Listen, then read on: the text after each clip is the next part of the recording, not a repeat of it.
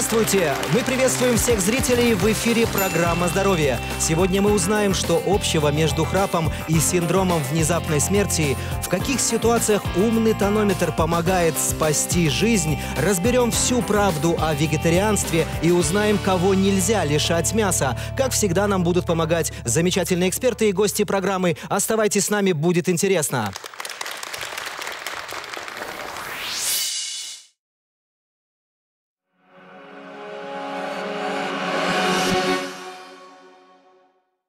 Среди пациентов с заболеваниями сердечно-сосудистой системы синдром обструктивного апноэ сна, частые остановки дыхания во сне занимает едва ли не второе место. Эта болезнь сегодня находится под пристальным наблюдением врачей-оториноларингологов, сомнологов и кардиологов. Как храп влияет на сердечно-сосудистую систему, об этом нам сегодня подробно расскажет замечательный врач-кардиолог, доктор медицинских наук, профессор Наталья Павловна Митьковская. Наталья Павловна Митьковская заведует кафедрой кардиологии и внутренних болезней Белорусского государственного медицинского университета. Ее кафедра консультирует более 22 отделений терапии кардиологии, а также отделений интенсивной терапии. Наталья Павловна опубликовала более 700 научных работ. Это не только уникальный врач, но еще и замечательный педагог, потому что под руководством Натальи Павловны выучилось огромное количество талантливых врачей Республики Беларусь. Здравствуйте, Наталья Павловна. Здравствуйте, Николай. Я приглашаю вас к разговору. Спасибо. Как храп и внезапная смерть связаны между собой? Во время храпа происходят очень серьезные изменения или процессы в человеческом организме. В частности, изменяется соотношение функционального состояния так называемых симпатических и парасимпатических нервных систем. Потому что ночью у нас должно быть так называемое царство вагуса. Тонус парасимпатической нервной системы повышается. И у человека снижается артериальное давление, урежается пульс. И в целом организм имеет больше возможности отдохнуть. К сожалению, у людей, страдающих храпом, ночью повышается тонус симпатической нервной системы.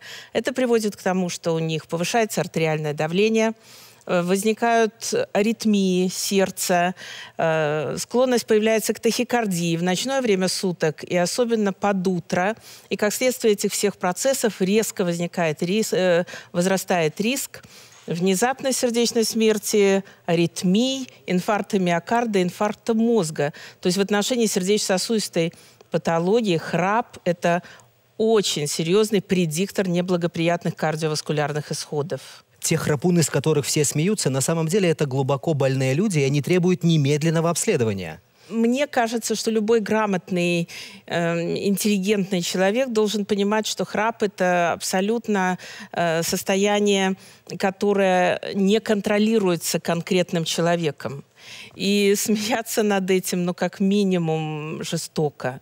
Если же тогда такая ситуация выявляется, то есть это очевидно всем родным, окружающим, родственникам, то они должны способствовать тому, чтобы этот человек как можно скорее обратился к медикам. Потому что, как я сказала, уже взаимосвязь храпа и вот этого высокого кардиоваскулярного риска должно двигать человека в сторону специалистов, которые способны порекомендовать то обследование и те технологии, которые этот риск уменьшат. Врачи-оториноларингологи, вы, кардиологи, врачи-стоматологи и челюстно-лицевые хирурги решили взять синдром обструктивного храпа в Беларуси в кольцо. Это правда? Те пациенты, у которых вот такая коморбидная ситуация происходит, то есть когда есть одна проблема, например, храп, а в результате возникает еще несколько других, то есть поражение головного мозга, сердца, легких и так далее, они ходят по разным специалистам и достигнут консенсуса, каких-то единых рекомендаций очень трудно. Поэтому очень важно, чтобы такой пациент наблюдался командой специалистов. Вы знаете, это действительно очень важно, но я сейчас хочу нашим зрителям рассказать еще одно интересное исследование, интересную особенность. Достоверно известно, что в космосе в состоянии невесомости храп проходит, и об этом наш следующий сюжет. Недавно американские ученые провели эксперимент, в ходе которого подтвердилась теория взаимосвязи невесомости с отсутствием храпа. Они обнаружили, что отсутствие гравитации позволяет астронавтам не храпеть во сне. Иными словами, с уменьшением гравитации земного притяжения облегчается состояние людей с перебоями дыхания во сне. Дело в том, что на Земле храп часто возникает, когда сила притяжения заставляет язычок западать. В условиях гравитации невесомости язычок не западает, соответственно, и храпа не возникает. Наталья Павловна, а можете объяснить такой интересный феномен? Но я полагаю, что меняется давление, безусловно, в полости рта, и это приводит к тому, что того спадения некоторых структур в этой зоне, которая и приводит в конечном итоге к храпу и к синдрому обструктивного апноэ, во сне не происходит. Но мы, к сожалению, Наталья Павловна, или к счастью, находимся на Земле и должны решать наши насущные земные проблемы. Вот какие симптомы могут указывать на то, что у человека уже началась проблема? Речь идет не о самом храпе как таковом, а все-таки о синдроме обструктивного апноэ во сне, о котором вы говорили. Вот именно этот феномен считается чрезвычайно опасным и сопровождающимся различными кардиоваскулярными проблемами. Но для примера я могу вам сказать, что такие люди, ну, все-таки в большей степени это мужчины, достаточно поздно порой обращаются в систему здравоохранения. И приводит это к тому, что, допустим, латентно протекающая у них артериальная гипертензия долгое время не лечится. Она носит такой мягкий или умеренный характер. Человек не обращается к доктору. Есть очень интересное исследование европейское, которое показало, что у 40% таких нелеченных пациентов уже есть изменение белого вещества головного мозга. То есть это своеобразная прелюдия либо тяжелой энцефалопатии в более старшем возрасте или деменции, вот, или инфаркта мозга, потому что инфаркт мозга у них развивается в 6 раз чаще, чем у других граждан. Это один аспект этой проблемы. И второй аспект этой проблемы – это та гипоксия мозга, которая возникает во время вот этих вот эпизодов задержки дыхания. И, в общем-то, при внешней, казалось бы, безобидности это страшная вещь, потому что каждый такой эпизод гипоксии приводит в конечном итоге к значительному возрастанию риска тех кардиоваскулярных катастроф, о которых я говорила.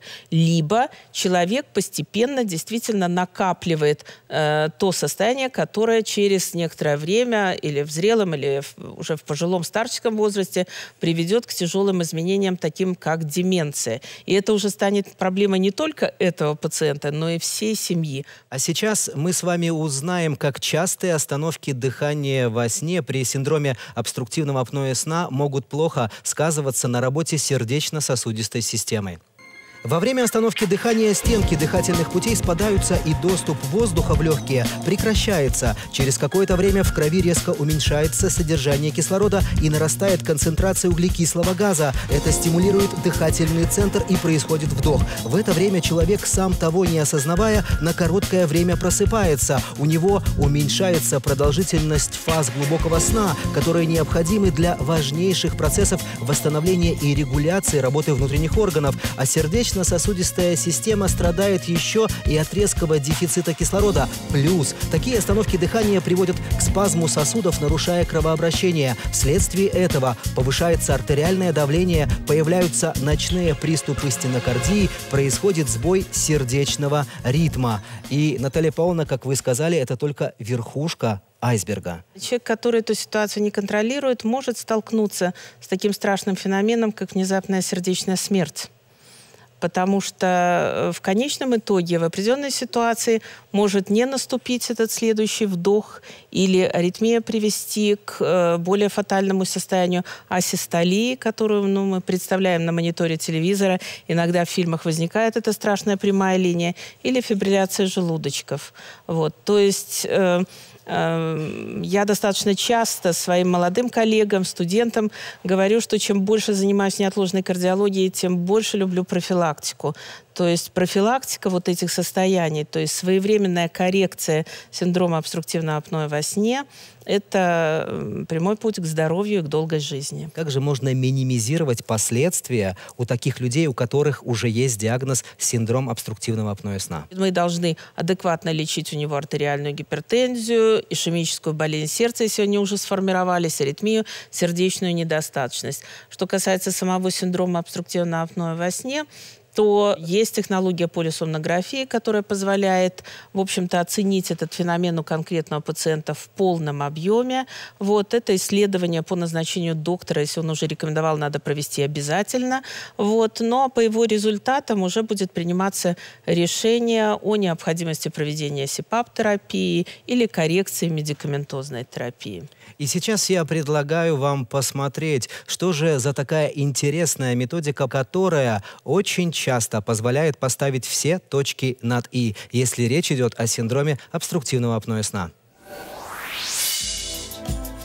В Республиканском научно-практическом центре оториноларингологии применяется метод диагностики, который может быстро и точно установить причину храпа и остановки дыхания во сне.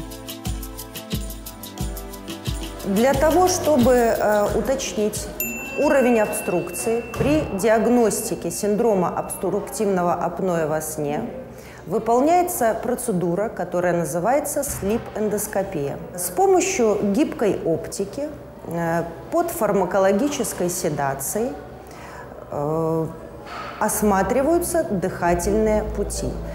Во время эндоскопии врач получает увеличенное изображение дыхательных путей, определяет уровень их спадения. Таких уровней 4. На каждом может быть до десятка патологических очагов. Специалист выявляет причину, по которой воздух не поступает в легкие. В процессе исследования пациент находится в медикаментозном сне.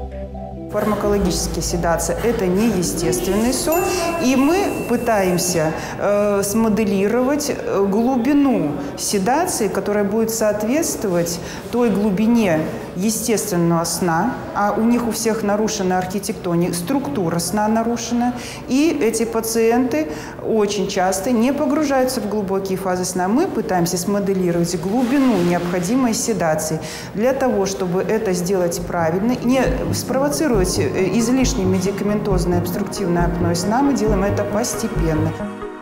Процедура выполняется для того, чтобы понять, требуется ли пациенту хирургическое вмешательство или помогут консервативные методы лечения. У данной пациентки мы видели, что имеется ожирение и отложение жира на уровне боковых стенок глотки. Поэтому данной пациентке просто снижение веса уберет уровень обструкции и устранит заболевание. Ей не нужно хирургическое лечение. Наталья Павловна, предлагаю провести маленький скрининг у наших гостей в студии. Итак, кто из присутствующих храпит по ночам? 1, 2, 3, 4, 5. 5. То есть вот это наши потенциальные пациенты. Я бы, скажем так, в данной ситуации рекомендовала бы обратиться в первую очередь к хорошему специалисту оториноларингологу, записать электрокардиограмму, посетить терапевта. И не исключено, что уже этого будет достаточно. Мне бы очень не хотелось, чтобы после этой встречи присутствующие люди, которые подняли руку и признали, что у них есть храп, решили бы, что их здоровье под каким-то очень серьезным ударом. Мы просто говорим о феномене, который присутствует, и последствия наличия которого можно профилактировать. Итак, задавайте свои вопросы. Есть такое понятие, как индекс апноэ. Что это значит? Это значит, что у каждого человека, который страдает храпом и синдромом обструктивного апноэ во сне, может с разной частотой возникать количество, скажем, задержек дыхания, и, соответственно, уровень гипоксии может быть разным мозга. Мозг недополучает кислорода. Да, безусловно. У нас есть еще один вопрос. Скажите, а вот при артериальной гипертензии в каких случаях нужно проходить обследование на предмет апноэ? Во-первых, меня радует уже то, что вы произнесли выражение артериальной гипертензии. 30% взрослого населения Земли страдает этой патологией. Она стоит у истоков практически всех катастроф в нашем организме, сосудистых серьезных, инфаркта мозга, инфаркта миокарда. Что касается ее сочетания или ситуации, когда она возникает в результате синдрома обструктивного апноэ во сне, то, во-первых, мы должны тщательно беседовать со своим пациентом. Мы всегда задаем, у нас уже привычка, мы задаем этот вопрос, особенно когда видим полного пациента, у людей с повышенным весом, это встречается в большем проценте случаев. Беседуем с родственниками, потому что они часто, вот жена замечает у мужа, что у него вдруг задерживается во сне дыхание. Это очень важно. Плюс мы обнаруживаем у него действительно эпизоды возникновения гипоксии в организме, то есть падение парциального давления кислорода в крови, то мы, как правило, стараемся проводить соответствующие исследования. А вот, кстати говоря, о степени снижения рисков. Можно добиться снижения риска внезапной сердечной смерти и каких-то других осложнений до 90-95%. То есть, если лечить синдром обструктивного апноэ сна, то если вот на такой большой процент эффективно его снизить. лечить, конечно, 100% мы достичь не можем. Это ни в какой специальности невозможно. Но я вполне ответственно говорю, что вот у современной кардиологии такие большие возможности в этом плане. Что нужно делать обычному человеку для того, чтобы наше сердечко билось как можно дольше? Здоровый образ жизни – это то, что позволит нам и в 70, и в 80, и в 90 лет вести активный образ жизни и продолжать, ну, если не профессиональную деятельность, то, во всяком случае, трудиться во благо своей семьи. Вот. А для этого контроль артериального давления, частоты пульса чрезвычайно важно, потому что частота пульса – это вообще один из таких важнейших показателей здоровья. Уровень глюкозы своей, показатели холестерина. То есть такие вот глобальные вещи, определяющие здоровье человека. Итак, у нас в гостях сегодня была профессор, доктор медицинских наук Наталья Павловна Митьковская, которая очень четко обозначила, что делать, как вести и к каким специалистам обращаться, если у вас выставлен диагноз синдром обструктивного апноэ сна. Не переключайтесь, потому что очень скоро мы с вами узнаем об умных тонометрах, которые помогают спасать жизни. Будет интересно, оставайтесь с нами.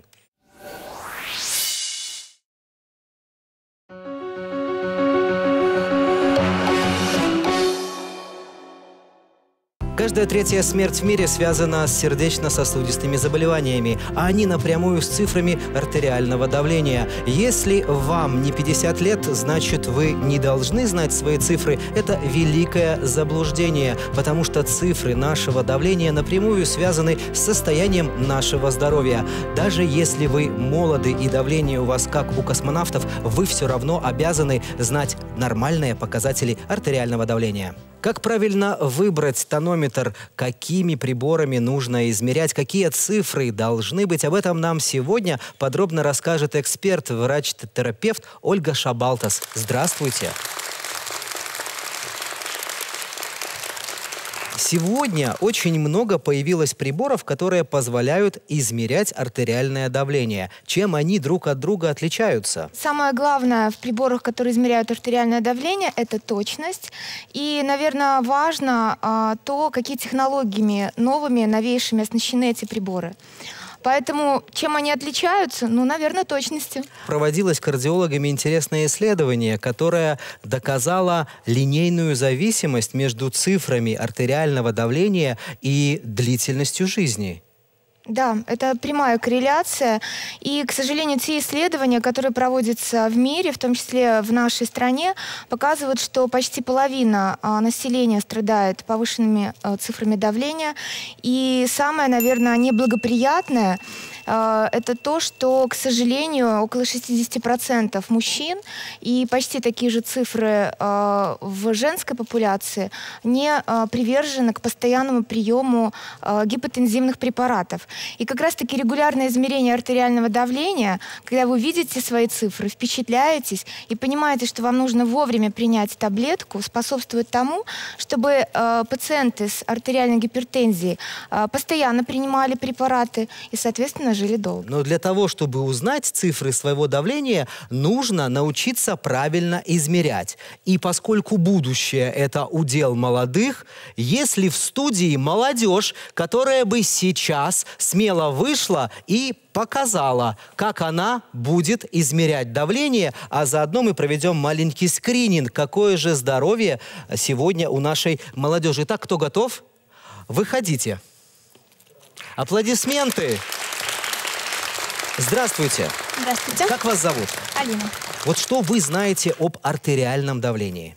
Я вообще слежу за своим давлением, потому что у меня много случаев, у которых у знакомых артериальная гипертензия далеко в молодом возрасте, и я как-то этого опасаюсь, поэтому регулярно меряю свое давление. Почему сегодня эти умные приборы стали автоматическими? Международные эксперты рекомендуют для домашнего использования именно автоматические приборы. Почему?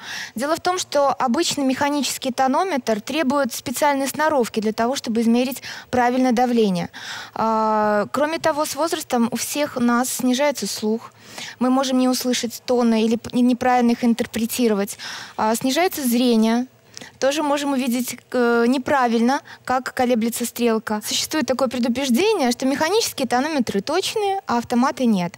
Почему? Ну, может быть, потому что как раз-таки все профессионалы измеряют механикой, и поэтому, наверное, ноги растут оттуда. Но тонометры, в частности, тонометр Microlife, абсолютно все проходят поверку. Соответственно, насчет точности тонометров просто нет никакой необходимости сомневаться.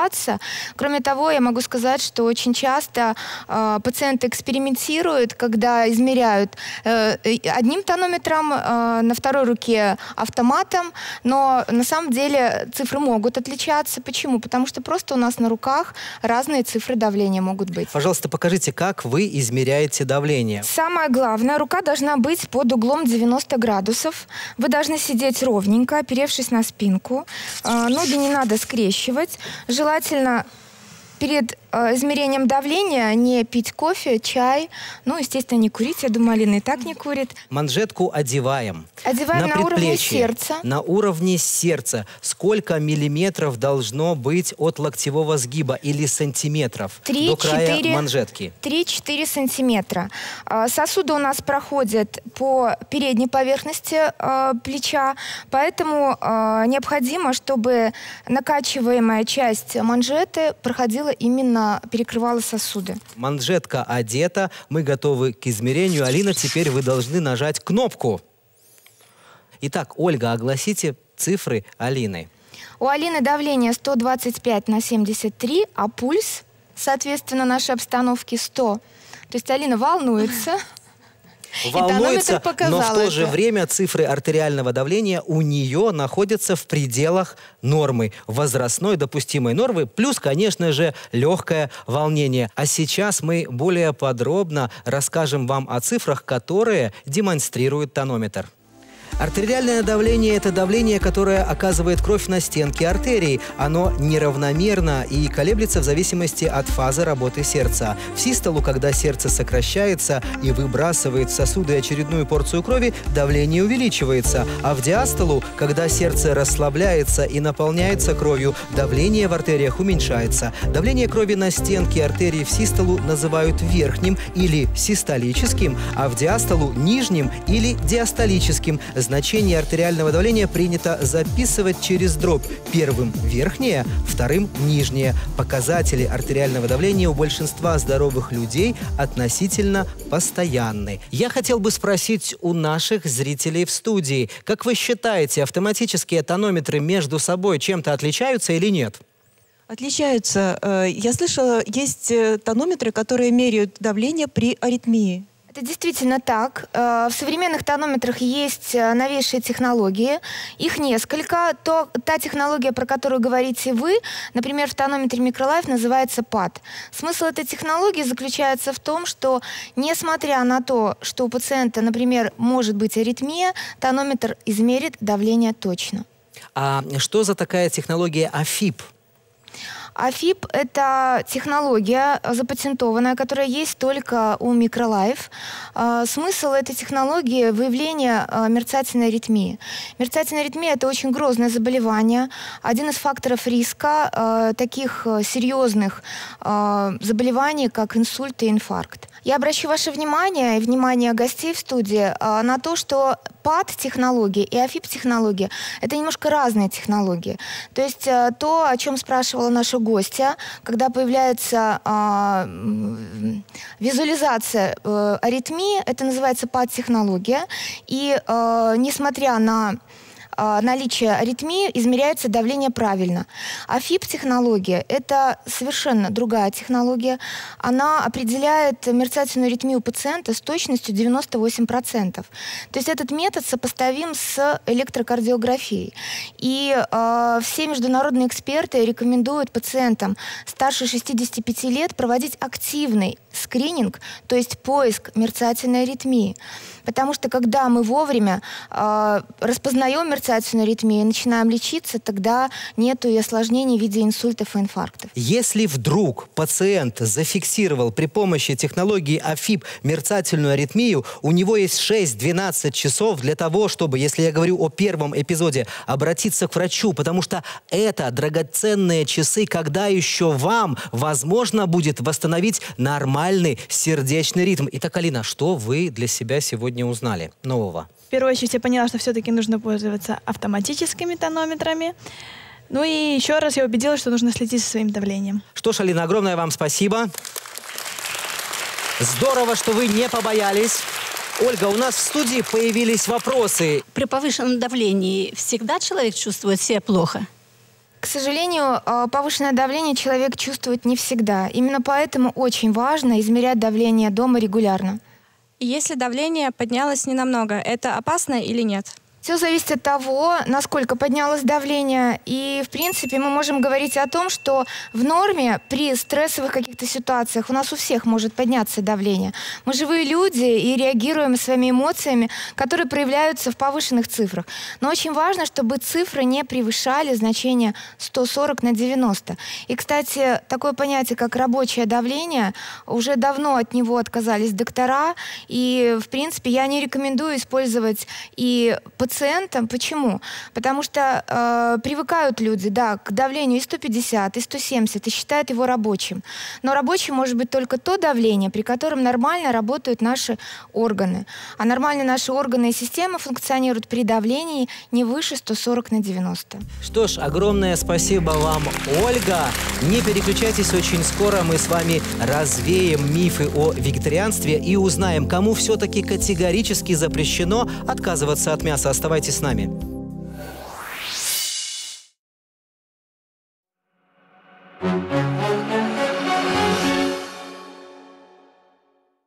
Вегетарианство не просто модная тенденция, образ жизни внушительного количества людей, которых с каждым годом становится все больше.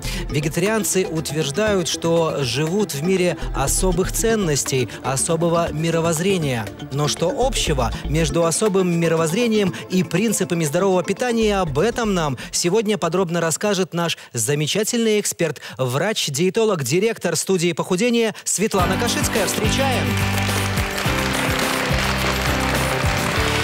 Здравствуйте. Светлана, сегодня вегетарианство очень острая и самая обсуждаемая тема в современной диетологии. Но мы-то с вами, на ваш взгляд, кто? Хищники или травоядные? Анатомически человек устроен так, что он не может употреблять большое количество грубой растительной пищи, например, травы. При этом, опять же, анатомически мы не можем употреблять огромное количество мяса. То есть эволюция сделала нас всеядными. А если человек принимает решение быть вегетарианцем, это его выбор. Что сегодня по этому поводу говорят диетологи? Я сторонник, что, если вы еще не знаете, если кто-то не знает, конечно же, правильного сбалансированного питания. И можно есть мясо и питаться вообще не сбалансированно. А можно быть вегетарианцем и тоже, когда я анализирую питание вегетарианцев, вегетарианцев, оказывается, что оно абсолютно не сбалансировано. Например, есть потрясающая аминокислота метионин, которая входит у нас в мясные продукты и продукты животного происхождения, но вегетарианцы не знают о том, что, например, если фасоль соединить с ростками пшеницы, то они эту аминокислоту получат. Ведь дело в том, что белок, который поступает, он распадается на аминокислоты. Организм собирает аминокислоты и говорит: так, сейчас мне нужно сложить ферменты, антитела. Сейчас мне нужно сложить, например, какой-нибудь белок для мышц, для мышц, для сердца, для крови. И у него вдруг не хватает одной аминокислоты. И в результате страдает организм. Или организм достал из себя самого абсолютно любимого, верно. нанеся из себе же ущерб. органов и тканей. Светлана, и кого мы все-таки не можем лишать мяса? Или кому запрещено отказываться от мяса? Я не рекомендую отказываться от мяса женщинам, опять же, пожилым людям, несмотря ни на что. Просто нужно балансировать количество, об этом мы поговорим. Потому что первое, что обнаруживается у них, это дефицит по железу. Конечно, вегетарианцы пытаются получить железо из красного вина, из гранатов, из миндаля. Но это не гемовое железо. Они не усвоятся, потому что там другая валентность. Например, из яблока усвоится только 1-2% железа, а из говядины 23-26%. Разница, конечно же, есть. Я не рекомендую убирать животные жиры и оставлять без них детей. Вот тут у меня сердце болит. Вы, взрослые, дорогие мои, это ваш выбор. Можете быть вегетарианцами, можете делать в своей жизни все, что вы посчитаете нужным. Вы действительно принимаете право и решение. Но детский организм, он растет. Ему нужен сбалансированный все абсолютно минералы, витамины, белки. Растительный белок – это неполноценный белок. Поэтому и он не усваивается так хорошо, как усвоится животный белок. Поэтому если уже вы встали на этот путь, то пускай ваши дети подрастут, а потом примут свое решение. Или хотя бы оставляйте в их рационе обязательно кисломолочные продукты, хотя бы молоко. Если можете яйца, если можете творог, если можете рыбу. Это очень важно для детей. И я предлагаю нашим телезрителям посмотреть, как же правильно нужно выбирать мясо. Некоторые хозяйки считают говядину жесткой и покупают редко. Но если выбрать и приготовить мясо правильно, из него выйдут потрясающие блюда. Охлажденное мясо ценится больше, чем замороженное. Его качество легко оценить при покупке. Необходимо обратить внимание на запах мяса. Мясо, особенно вот домашнее, оно имеет специфический запах молока. Даже говядина пахнет молоком больше, чем молочная телятина. Цвет он розовый должен быть, равномерный, то есть что с одной, что со второй стороны. Стоит провести тест на упругость. Если при нажатии пальцем ямка в мясе разгладилась, значит оно свежее. Жир на нем должен быть белым и плотным. У молодой говядины он крошится. При выборе учитывайте то, что именно вы собрались готовить. Для гриля подойдет мясо на косточке, для шашлыка – окорок или шея. Кусочек, он пригоден и для отбивной, и для стейка. Он ровненький, видите, со всех сторон он ровный. Потянут жирочком, это уже говорит, что мяско домашнее. Грудиночка, лопаточные крылья. Вот это мяско годится. Как приготовить первое, супчики, как приготовить второе, потушить. Мясо у нас молодое, видите, хрящи. Не сахарные косточки, а хрящи. Они готовятся моментально. Вырезка считается самой лучшей частью говяжьей туши. Что интересно, для стейка мясо нарезают поперек волокон. Оно готовится быстро на сильном огне. В итоге стейк получается вкусным и сочным. Вот этот кусочек больше всего годится для стейка. Говядина еще само по себе очень вкусное мясо, но его надо правильно приготовить. Самое время пригласить на нашу кухню здоровья шеф-повара Кирилла Карманова. Встречаем!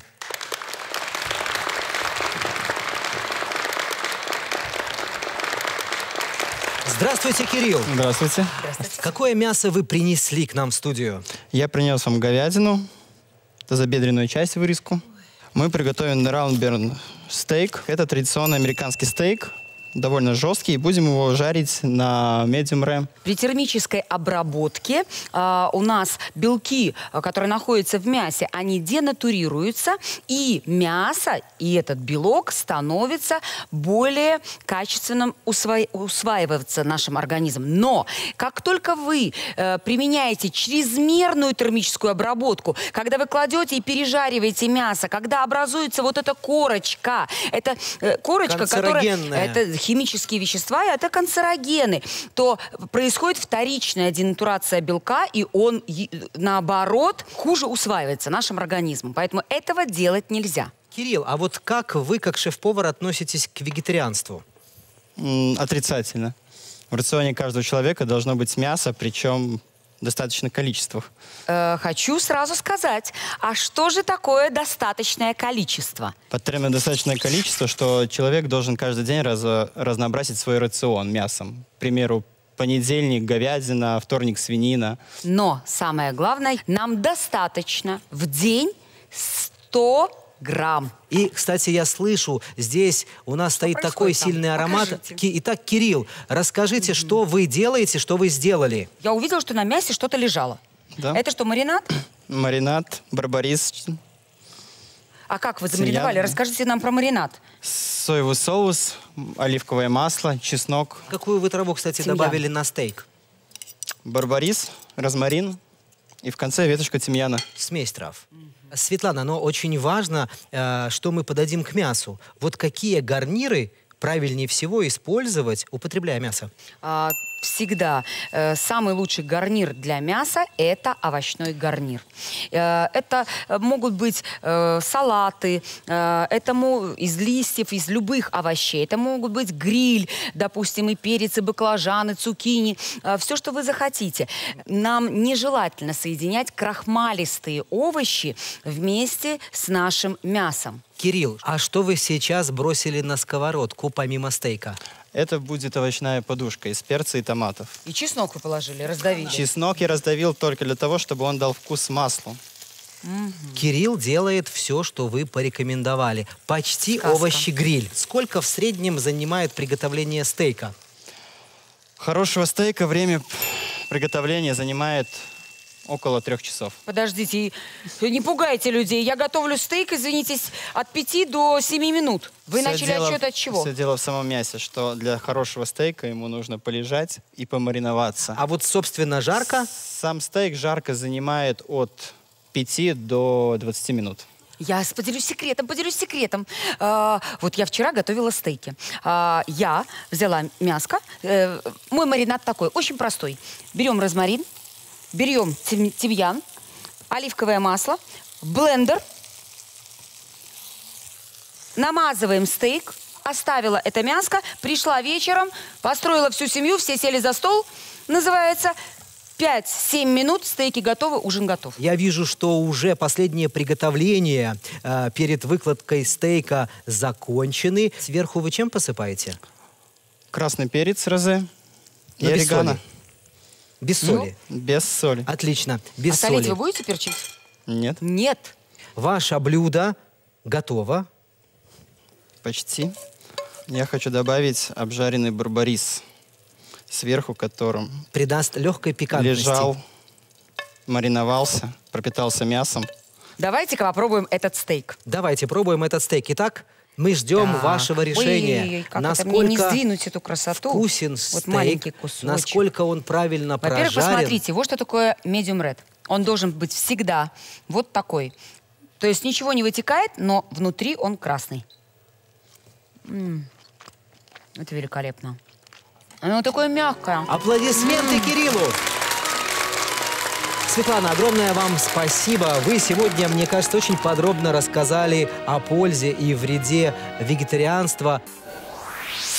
На сегодня это все. Увидимся ровно через неделю и узнаем, почему иногда беременность может развиваться в нематке и как этого избежать, как правильно упасть для того, чтобы не получить перелома, и что такое хлебные единицы и с чем их едят. Берегите себя и ваших близких. С вами была программа «Здоровье».